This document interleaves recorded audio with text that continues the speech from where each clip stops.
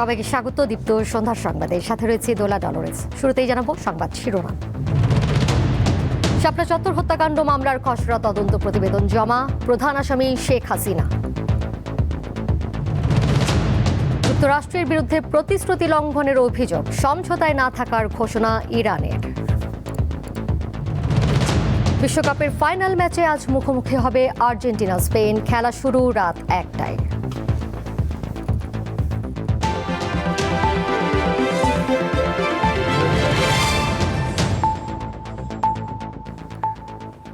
2013 সালের 5 মে শাপলা চত্বরে হত্যাকাণ্ডের ঘটনায় মানবতা বিরোধী অপরাধ মামলার খসড়া তদন্ত প্রতিবেদন জমা দিয়েছে তদন্ত সংস্থা।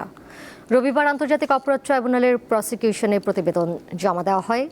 এতে সাবেক প্রধানমন্ত্রী শেখ হাসিনাকে প্রধান আসামি করা হয়েছে বলে জানিয়েছেন চিফ প্রসিকিউটর।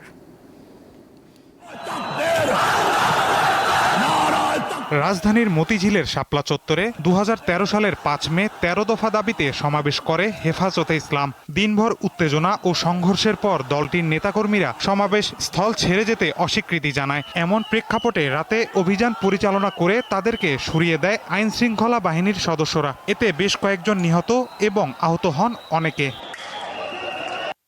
এ বিষয়ে তদন্ত শেষে আন্তর্জাতিক অপরাধ ট্রাইব্যুনালের প্রসিকিউশনে খসড়া প্রতিবেদন জমা দিয়েছে তদন্ত সংস্থা। এতে সাবেক প্রধানমন্ত্রী শেখ হাসিনা সহ তৎকালীন সময়ে গুরুত্বপূর্ণ দায়িত্বে থাকা ব্যক্তিদের আসামি করা হয়েছে। আমাদের কাছে যে রিপোর্টটি, সেটা আমরা খসড়া রিপোর্টটি আমরা পর্যালোচনা করে দেখছি। হয়তো শিগগির আমাদের কাছে পূর্ণাঙ্গ রিপোর্ট আসবে এবং সেই রিপোর্ট আসার পরে আপনারা জেনে থাকবেন যে সেখানে আমি বাদী হয়ে একটা ফর্মাল চার্জ দাখিল করব এবং স্বাভাবিকভাবে বিচার প্রক্রিয়া শুরু হবে। আমরা খসড়া তালিকায় শেখ হাসিনার বিরুদ্ধে প্রাথমিক প্রতিবেদন পাওয়া গেছে। সেখানে পুলিশ প্রধান, বিজিবি প্রধান সহ এরকম কয়েকজন, আমরা মোটা দাগে বলতেই পারি যে তাদের বিরুদ্ধে একটা খসড়া রিপোর্ট এসছে, সেটা আমরা যাচাই বাছাই করে দেখব। তিনি আরও জানান, শাপলা চত্বরের ঘটনায় 61 জন নিহতের তথ্য পেয়েছে তদন্ত সংস্থা। এর মধ্যে 58 জনের পরিচয় শনাক্ত করা গেছে। আমরা প্রায় 61 জনের একটা তালিকা আমরা পেয়েছিলাম, কিন্তু আমরা 58 জনকে আমরা আইডেন্টিফাই ইতোমধ্যে আমরা করতে পেরেছি, আর বাকিদের আমরা আইডেন্টিফিকেশনটা আমরা সম্ভব হয়নি, কিন্তু আমাদের তালিকা হচ্ছে 61 জন। এদিকে হেফাজতে ইসলামের সিনিয়র নায়েবে আমির আব্দুল হামিদ ও যুগ্ম মহাসচিব মামুনুল হক সহ একটি প্রতিনিধি দল মামলার অগ্রগতি নিয়ে চিফ প্রসিকিউটরের সঙ্গে সাক্ষাৎ করেন। পরে খসড়া প্রতিবেদনে সন্তুষ্টির কথা জানান মামুনুল হক। খসড়া রিপোর্ট একেবারে ডিটেলস আমরা দেখি নেই, একেবারে একটা প্রাথমিকভাবে আমরা যেটুকু দেখেছি কিছু আমাদের টুকটাক কারেকশন আছে। তো আমরা আমাদের জায়গা থেকে যেটা একেবারে ওভারঅল কথা বলতে পারি, সেটা হলো আমাদের যে এক্সপেকটেশন ছিল, আমাদের যে অভিযোগ ছিল, এই রিপোর্ট, খসড়া রিপোর্ট তার কাছাকাছি আছে।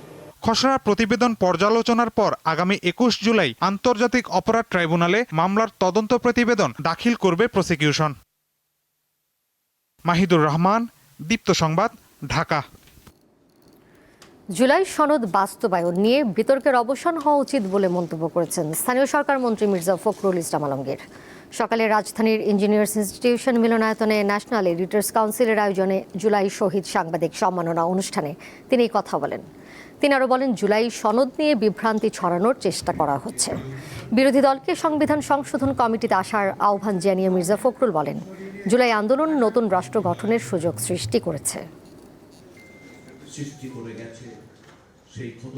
জুলাই সনদ আপনারা বের করুন, যেটা স্বাক্ষরিত সব রাজনৈতিক দলের, যেটা এগ্রিড, সেখানে কিন্তু পরিষ্কার করে বলা আছে যে বিষয়গুলোতে আমরা একমত হতে পারছি না রাজনৈতিক দল, তারা যদি নির্বাচনের মধ্য দিয়ে রাষ্ট্র পরিচালনার দায়িত্ব যায়, তাহলে তাদের ম্যানিফেস্টো অনুযায়ী তারা কাজ করবে। এই বিষয়টা কিন্তু আমরা পুরোপুরি কেন জানি না অ্যাভয়েড করে যাচ্ছি। এই বিতর্কগুলো অবসান হওয়া উচিত। শ্রদ্ধার ভালোবাসায় গাজীপুরে পালিত হয়েছে নন্দিত কথা সাহিত্যিক হুমায়ুন আহমেদের 14তম মৃত্যুবার্ষিকী। দিনটি উপলক্ষে নুহাশপল্লীতে দিনব্যাপী মিলাদ, কোরআন তেলাওয়াত ও দোয়া মাহফিল হয়। এ সময় এতিমদের মাঝে খাবার বিতরণ করা হয়। সকাল থেকে বৃষ্টি উপেক্ষা করে হুমায়ুন পরিবার ভক্ত কবি, লেখক ও নাট্যজনরা ভিড় করেন লেখকের কবরের লিচুতলায়। ফুল দিয়ে গভীর শ্রদ্ধা আর ভালোবাসায় স্মরণ করেন জনপ্রিয় লেখককে। হুমায়ূন আহমেদের স্ত্রী মেহর আফরোজ শাওন তার 2 পুত্রকে সাথে নিয়ে নুহাশ পল্লীতে হুমায়ূন আহমেদের কবরে পুষ্পস্তবক অর্পণ করেন।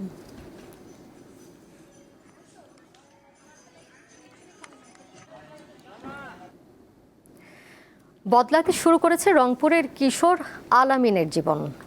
একসময়ে পপকর্ন বিক্রি করলেও এখন ব্যস্ত লেখাপড়া নিয়ে। 3 মাস ধরে মানিকগঞ্জের একটি বেসরকারি আবাসিক শিক্ষা প্রতিষ্ঠানে লেখাপড়া করছে সে। এর মধ্যে আলামিনের জীবনে চোখে পড়ার মতো ইতিবাচক পরিবর্তন এসেছে।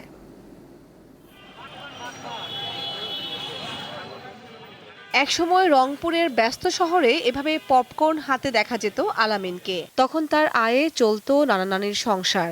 এ বিষয়ে গত 11 এপ্রিল দীপ্ত টিভিতে একটি সংবাদ প্রচারের পর বদলে যায় কিশোর আলামিনের জীবন। পপকর্নের ঝুড়ির পরিবর্তে এখন তার হাতে শোভা পাচ্ছে বই খাতা। সে এখন লেখাপড়া করছে মানিকগঞ্জের মুন্নু স্কুল অ্যান্ড কলেজে। নতুন এই জীবন খুব সহজে মানিয়ে নিয়েছে আলামিন। সহপাঠীরাও খুশি আলামিনকে পেয়ে। এখানে পড়াশোনা করতে ভালো লাগে, মিসরা অনেক ভালো, স্যার অনেক ভালো, আমার বন্ধু বান্ধবরা অনেক ভালো। আলামিন আমাদের সাথে অনেক ভালো ব্যবহার করে, ও অনেক ভালো পড়াশোনা করে। পাঠ্য বইয়ের পাশাপাশি সৃজনশীল কাজেও তার আগ্রহ রয়েছে। নিজের কল্পনার রং মিশিয়ে আঁকছে সুন্দর সব ছবি, যা মুগ্ধ করছে শিক্ষকদেরও। পড়াশোনার পাশাপাশি আলামিনের আচরণেও দারুণ পরিবর্তন এসেছে। এখানে আসার পরে স্যারদের গাইডলাইন, আমাদের হোস্টেলের অনেকে স্যার এসে ওকে দেখিয়ে দেওয়ার পরে ও অনেক ইমপ্রুভ করেছে। আলামিন যখন প্রথম এসেছিল তখন সে সবার সাথে তাল মিলিয়ে চলতে পারছিল না। তো বর্তমান যে পরিস্থিতি তার, সে খেলাধুলায় যেমন ইমপ্রুভ হয়েছে, পড়ালেখায় যেমন ইমপ্রুভ হয়েছে। আলামিন আমাদের জন্য একটা বড় ধরনের একটা চ্যালেঞ্জ।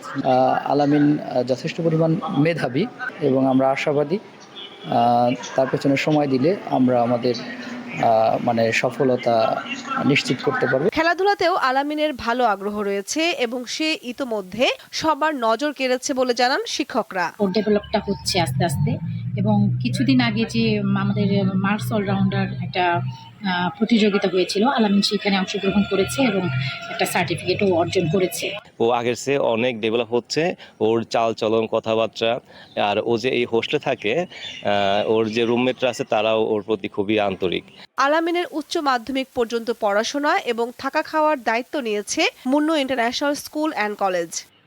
এই 3 মাসে আমাদের প্রচেষ্টায় এবং তার নিজের আগ্রহে আমি বলবো যে তার ব্যাপক পরিবর্তন হয়েছে। যে প্রত্যাশা নিয়ে আমি তাকে নিয়ে আসছি এবং ইন্টারন্যাশনাল স্কুল অ্যান্ড কলেজে, সেই প্রত্যাশা সে পূরণ। সুযোগ পেলে একজন শিশুর জীবনও বদলে যেতে পারে আলামিন তার দৃষ্টান্ত। কামরুন নাহার, দীপ্ত, বার্তা কক্ষ। ঠাকুরগাঁওয়ের শিশু ধর্ষণ মামলায় 3 আসামির আমৃত্যু কারাদণ্ড এবং আরও 3 জনকে যাবজ্জীবন কারাদণ্ডের রায় দিয়েছে আদালত। দুপুরে শিশু সহিংসতা দমন ট্রাইব্যুনালের বিচারক ও জেলা জজ আলী মনসুরে রায় ঘোষণা করেন। রায় মামলার প্রধান 3 আসামি আনিস রানা, সাইফুল ইসলাম ও দুলালকে আমৃত্যু কারাদণ্ড দেয় আদালত। এছাড়া প্রত্যেক আসামিকে 2 লাখ টাকা অর্থদণ্ড দেওয়া হয়। এছাড়া অপর 3 আসামি আনিসুর, খতিবুর ও লালুকে যাবজ্জীবন সশ্রম কারাদণ্ড এবং প্রত্যেককে 1 লাখ টাকা অর্থদণ্ড দেওয়া হয়। মামলার বিবরণে জানা যায় 2011 সালের 21 অক্টোবর ঠাকুরগাঁও সদর উপজেলার দক্ষিণ শালন্দর এলাকায় 14 বছর বয়সী এক কিশোরীকে সংঘবদ্ধ ধর্ষণের ঘটনা ঘটে। ওই ঘটনার মামলায় দীর্ঘ বিচারিক প্রক্রিয়া শেষে আজ রায় ঘোষণা করল আদালত। রায়ের সময় 5 আসামি আদালতে উপস্থিত ছিলেন। আমৃত্যুদণ্ডপ্রাপ্ত আসামি আনিস রানা পলাতক থাকায় তার বিরুদ্ধে গ্রেপ্তারি পরোয়ানা জারি করেছে আদালত।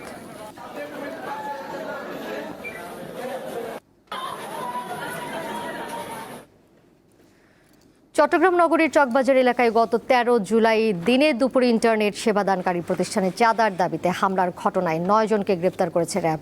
এর আগে 30 থেকে 40 জন সশস্ত্র সন্ত্রাসী ওই প্রতিষ্ঠানে হামলা চালায়। প্রতিষ্ঠানটির মালিকের দাবি, ডেভিড ইমন পরিচয়ে এক সন্ত্রাসী তার কাছে এককালীন 2 কোটি টাকা ও মাসিক 10 লাখ টাকা চাঁদা দাবি করে। অন্যথায় 2 দিনের মধ্যে ব্যবসা গুটিয়ে নিতে বলে। চাঁদা দিতে রাজি না হয় দলবল পাঠিয়ে হামলা করে অফিসে। এতে মোট ক্ষয়ক্ষতি হয় অর্ধ কোটি টাকা। নগরীর বিভিন্ন জায়গায় অভিযান চালিয়ে হামলায় অংশ নেওয়া 9 আসামিকে দেশীয় অস্ত্রসহ গ্রেপ্তার করে র্যাব। গ্রেপ্তারকৃত সেদিন বিভিন্ন পয়েন্টে সংঘটিত হয়ে এই হামলা ভাঙচুর চালায়।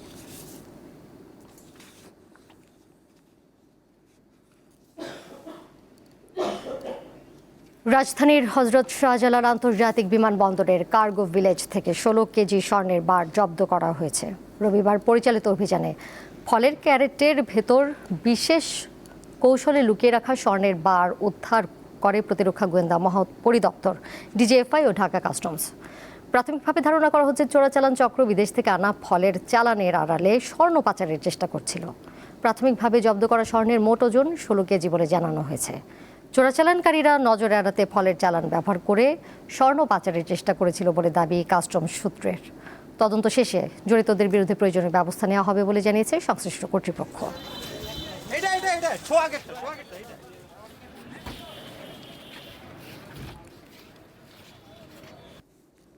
আন্তর্জাতিক প্রসঙ্গ। যুক্তরাষ্ট্রের প্রতিশ্রুতি লঙ্ঘনের অভিযোগ এনে ইসলামাবাদ সমঝোতার স্মারক থেকে বেরিয়ে যাওয়ার ঘোষণা দিয়েছে ইরান। দেশটির উপপররাষ্ট্রমন্ত্রী কাজেম গরিবাবাদী শনিবার এই ঘোষণা দেন। ইরানের রাষ্ট্রীয় সংবাদ সংস্থা ফার্স জানিয়েছে, ওয়াশিংটন নতুন করে হামলার মাধ্যমে অঙ্গীকার লঙ্ঘন করায় সকল প্রতিশ্রুতি থেকে সরে আসার সিদ্ধান্ত নিয়েছে তেহরান। এদিকে জর্ডানে ইরানের ক্ষেপণাস্ত্র হামলায় যুক্তরাষ্ট্রের 2 সেনা নিহতের পর তেহরানে আবারও বিমান হামলা চালিয়েছে ওয়াশিংটন। রবিবার গভীর রাতে প্রেসিডেন্ট ডোনাল্ড ট্রাম্পের নির্দেশে এই হামলা চালানো হয় বলে জানিয়েছে যুক্তরাষ্ট্রের সেন্ট্রাল কমান্ড সেন্টকম। জবাবে ইরাক, কুয়েত, কাতার, বাহরাইন সহ উপসাগরীয় দেশগুলোতে যুক্তরাষ্ট্রের স্থাপনা লক্ষ্য করে হামলা চালাচ্ছে তেহরান। ইরানের সর্বোচ্চ নেতা মোস্তফা খামেনি বলেছেন, সমঝোতার স্মারক লঙ্ঘনের মাধ্যমে ওয়াশিংটন প্রমাণ করেছে ডোনাল্ড ট্রাম্পের স্বাক্ষর সম্পূর্ণ মূল্যহীন ও অকার্যকর। তিনি আরও বলেন, যুক্তরাষ্ট্রকে এমন শিক্ষা দেওয়া হবে যা তারা কখনো ভুলতে পারবে না।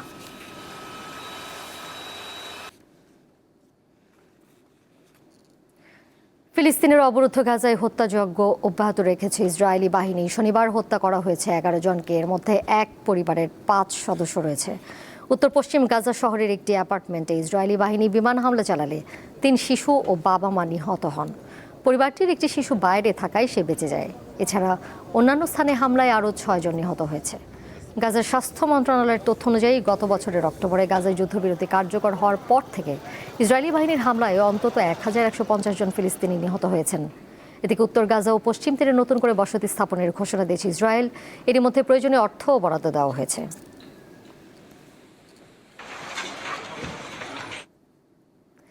এবারে বিআরবি কেবলস নিবেদিত ফিফা ওয়ার্ল্ড কাপ 2026।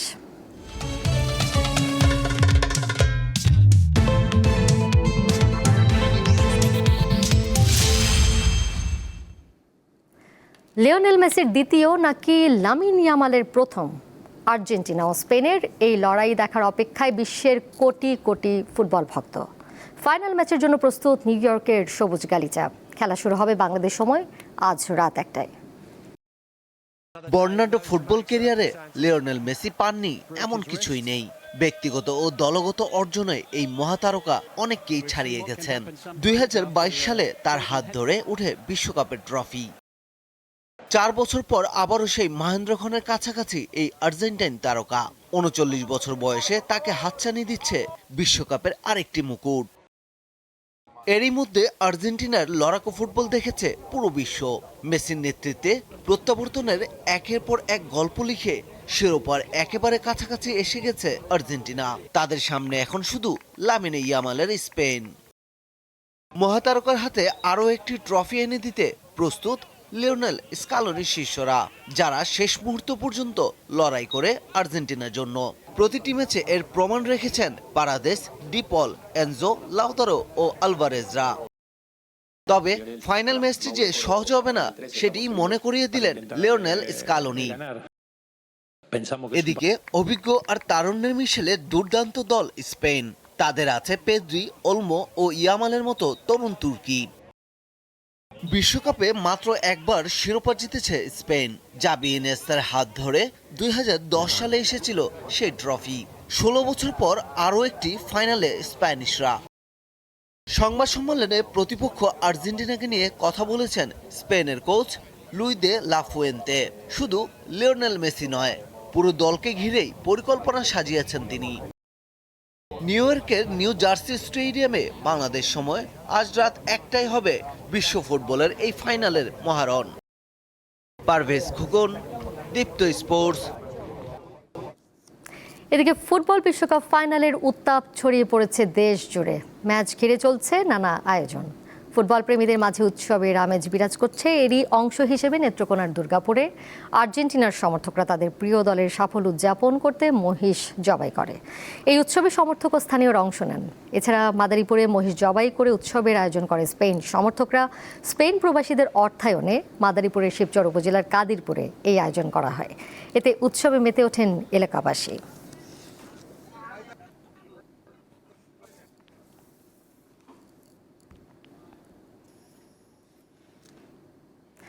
এর সাথে শেষ করব দীপ্ত সন্ধ্যার সংবাদ। যাবার আগে শিরোনামগুলো জানিয়ে দেব আরও একবার। শাপলা চত্বর হত্যাকাণ্ড মামলার খসড়া তদন্ত প্রতিবেদন জমা, প্রধান আসামি শেখ হাসিনা। যুক্তরাষ্ট্রের বিরুদ্ধে প্রতিশ্রুতি লঙ্ঘনের অভিযোগ, সমঝোতায় না থাকার ঘোষণা ইরানের। বিশ্বকাপের ফাইনাল ম্যাচে আজ মুখোমুখি হবে আর্জেন্টিনা স্পেন, খেলা শুরু রাত 1টায়।